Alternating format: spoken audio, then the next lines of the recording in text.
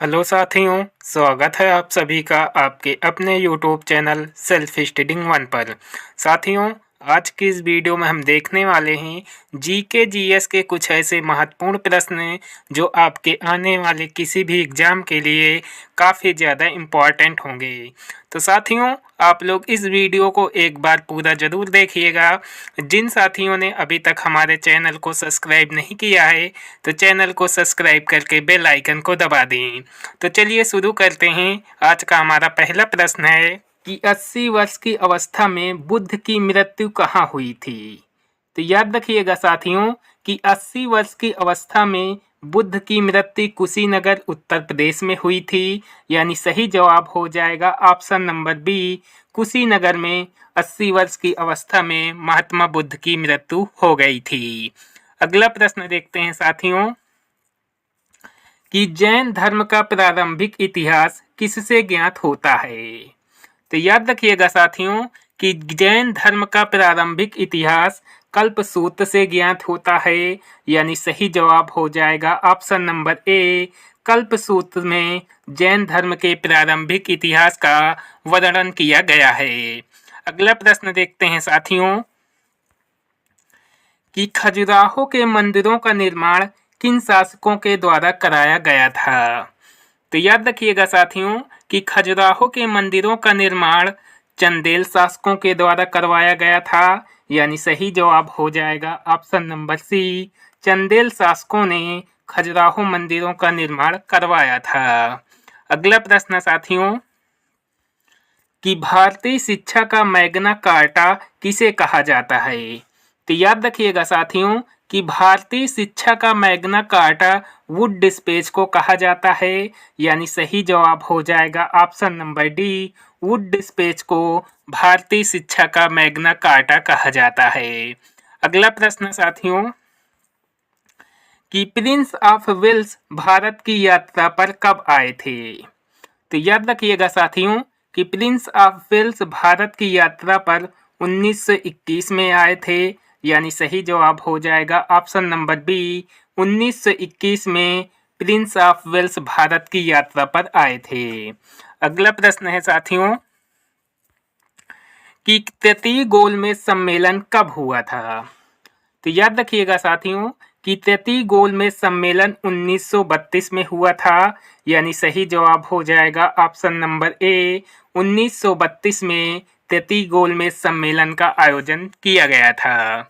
अगला प्रश्न साथियों कि लखनऊ में 1857 के विद्रोह का नेतृत्व किसने किया था। तो याद रखिएगा साथियों कि लखनऊ में 1857 के विद्रोह का नेतृत्व बेगम हजरत महल ने किया था। यानी सही जवाब हो जाएगा option number D, Begum Hazrat Mahal के द्वारा लखनऊ में 1857 के विद्रोह का नेतृत्व किया गया था। अगला प्रश्न साथियों कि 1929 के किस अधिवेशन में पूर्ण स्वतंत्रता की मांग की गई थी। तो याद रखिएगा साथियों कि 1929 के लाहौर अधिवेशन में पूर्ण स्वतंत्रता की मांग की गई थी। यानी सही जवाब हो जाएगा ऑप्शन नंबर ए, लाहौर अधिवेशन में पूर्ण स्वतंत्रता की मांग की गई थी। अगला प्रश्न साथियों लोक लेखा समिति अपनी वार्षिक रिपोर्ट किसे पेश करती है। तो याद रखिएगा साथियों कि लोक लेखा समिति अपनी वार्षिक रिपोर्ट लोकसभा को पेश करती है। यानी सही जवाब हो जाएगा ऑप्शन नंबर बी, लोकसभा को। अगला प्रश्न साथियों कि विश्व जनसंख्या दिवस कब मनाया जाता है। तो याद रखिएगा साथियों कि विश्व जनसंख्या दिवस 11 जुलाई को मनाया जाता है। यानी सही जवाब हो जाएगा ऑप्शन नंबर सी, 11 जुलाई को विश्व जनसंख्या दिवस मनाया जाता है।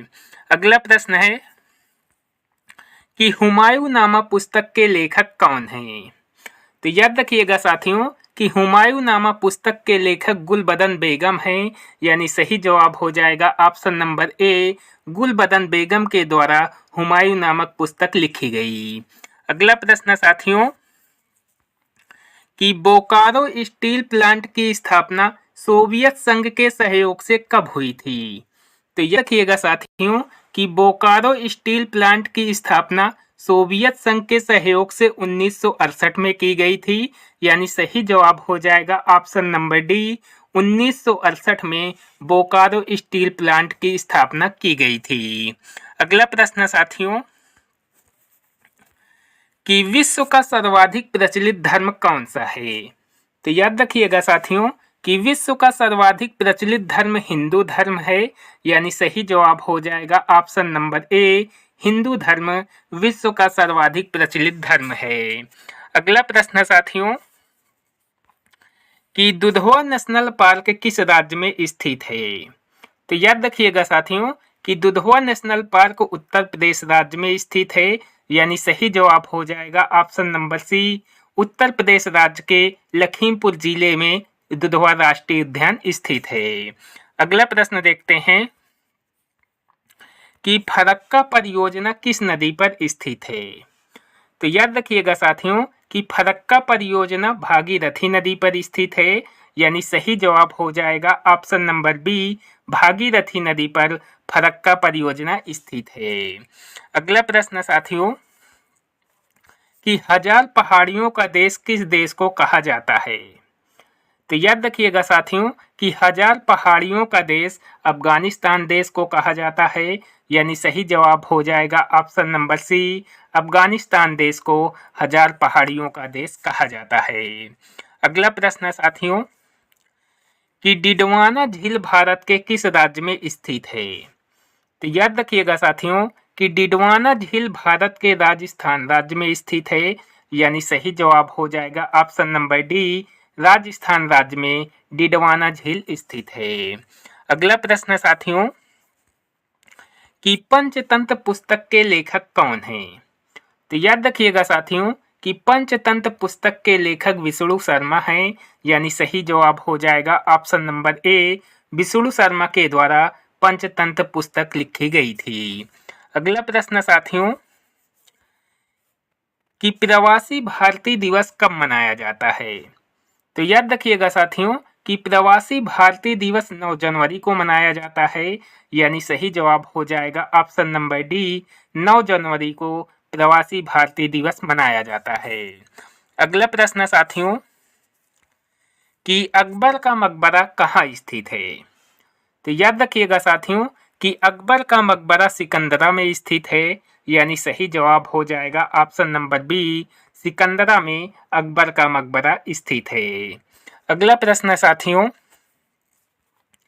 कि शास्त्रीय संगीत के प्रथम अंग को क्या कहा जाता है? तो याद रखिएगा साथियों कि शास्त्रीय संगीत के प्रथम अंग को आलाप के नाम से जाना जाता है, यानी सही जवाब हो जाएगा ऑप्शन नंबर सी आलाप। अगला प्रश्न साथियों कि संविधान सभा ने राष्ट्रीय ध्वज के प्रारूप को कब अपनाया था? तो याद रखिएगा साथियों कि संविधान सभा ने राष्ट्रीय ध्वज के प्रारूप को 22 जुलाई 1947 को अपनाया था, यानी सही जवाब हो जाएगा ऑप्शन नंबर ए। 22 जुलाई 1947 को संविधान सभा ने राष्ट्रीय ध्वज के प्रारूप को अपनाया था। अगला प्रश्न साथियों कि सरहुल किस राज्य का प्रमुख लोक नृत्य है? तो याद रखिएगा साथियों कि सरहुल झारखंड राज्य का प्रमुख लोक नृत्य है, यानी सही जवाब हो जाएगा ऑप्शन नंबर सी। झारखंड राज्य का सरहुल प्रमुख लोक नृत्य है। अगला प्रश्न साथियों कि विश्व की सबसे छोटी नदी कौन सी है? तो याद रखिएगा साथियों कि विश्व की सबसे छोटी नदी डी नदी है, यानी सही जवाब हो जाएगा ऑप्शन नंबर डी। डी नदी विश्व की सबसे छोटी नदी है। अगला प्रश्न साथियों कि मंगल ग्रह के 2 उपग्रह कौन कौन हैं? तो याद रखिएगा साथियों कि मंगल ग्रह के 2 उपग्रह फोबोस और डीमोस हैं, यानी सही जवाब हो जाएगा ऑप्शन नंबर सी। फोबोस और डीमोस ये दोनों मंगल ग्रह के उपग्रह हैं। तो साथियों ये रहे जीके के टॉप 25 प्रश्न जो मैंने आपको कवर करा दिए। आई होप वीडियो आपको पसंद आया होगा। अगर वीडियो पसंद आए तो वीडियो को लाइक ज़रूर करें और अभी तक हमारे चैनल को सब्सक्राइब नहीं किए हैं तो चैनल को भी सब्सक्राइब कर लें।